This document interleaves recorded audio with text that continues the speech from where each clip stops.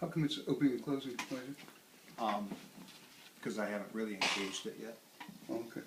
And I have to be very honest with you, my wife's in the hospital, so I'm not, I Oh. don't know, you know. Oh, I'm kinda sorry. Isn't it having- okay to postpone having a this? hard time right now, but, We didn't even have to do this today. um, I didn't know that. okay. Now what I'm gonna be doing, I'll just explain what I'm trying to do. And what I'm doing is, if I can feel the hand, much like you saw in the video, if I can feel it, and this is kind of weird because I have to actually see the hand to have that effect. Explain that again. If I can empathize with the hand, then I can get it to do what I want. Okay. That's the whole trick, and that's what's so promising about prosthetics, is that because it's a three-dimensional and it's in the body map of the human being, if we can use that natural ability of empathy with a physical thing that the person has every reason in the world to want to have work, and they can bond with it, especially if it's with them 24 hours a day, then this will go a long way toward being able to integrate in a much more comprehensive way than trying to do it through nerve connections and brain waves. I imagine what you're saying is, let's say somebody was using that as per se for 6 months or a year, some given time. Very much like Dragon, the software, it would learn their movements, and it become very natural, very much like a normal hand, where you wouldn't have to think any longer about. Exactly. I do know this. Hey Ted, how is the hand opening right now and closing? Okay, let me use an analogy. Without getting technical, let me use this analogy first. Think of this hand as like a life form compared to a deterministic machine.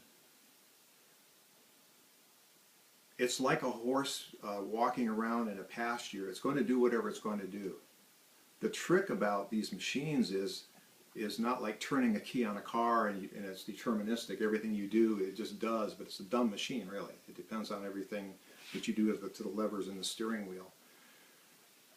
The key to this technology is that, like the horse, you have to be able to get the horse to pull the wagon and go in the direction you want the horse to go in when you want the horse to do that. When you let it go in a pasture, who cares? It's going to do whatever you want. But when you engage the horse, Gotcha. that is the key. To give you another analogy, when cars were first introduced to the American public, it's kind of funny because the dealers that went out and sold the cars to the people would go out and, because nobody knew how to drive a car, so the part of the process was getting them in the car and getting them to be able to go down the road and stop it and steer it. Well, what they ran into, especially people on farms, was they would go down the road, and when they wanted to stop the car, they'd pull back on the wheel and they'd go, whoa! And so the dealers had to explain to these people, no, this is a machine that you don't have to treat it like a horse. This is not a living thing. Well, what we're dealing with now is the opposite. We're going in the opposite direction with this technology.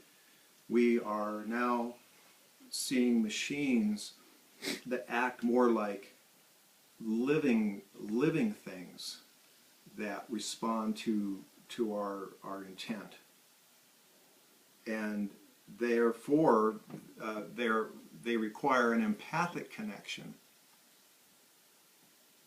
Ted, here's the okay. So are you the one making the hand grab the objects? Okay, let me put it this way. And again, I'm probably not the best person because I'm kind of the scientist. I'm the left brain kind of guy. So this is even more of a challenge for me in normal circumstances. But I know this. I know when I'm engaged and I know when I am not engaged. How is that? I can feel it. Okay. Like now I know I'm not, but what I have to do in this case is actually use this thing sometimes. And I because I can do this. I can literally trick myself into believing that this hand is mine. And sometimes I have to do this. I literally have, because I'm not an amputee, I have to literally cover my real hand. So actually this would be much easier for amputees. And by extending my my brain mapping out into the hand, I don't command it on a literal sense. I command it on like an emotional sense. That's basically what I'm doing. Are you thinking about it? Well, no, I'm not thinking about Visualizing it? No, I'm not. It's more like a feeling of moving. The interesting thing about So get this, yourself in the mood. Right. How do you do? What do you think about mental movement right now? actually, I don't think. I feel. It's autonomic. That's what? Autonomic. Kind of. This gets into the realm of people knowing they're being stared at from behind. Okay.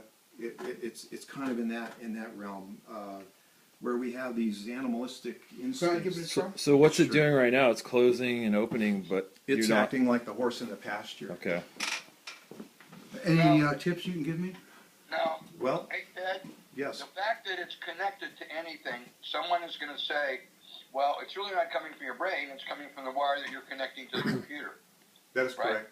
That they could say that, and well, that is true, but it's not. It's not true in the sense that the information that is coming from it is. I mean, there's no trick to it. If that's what they're saying, you can have it drop it in. Yeah, that's good. I like that.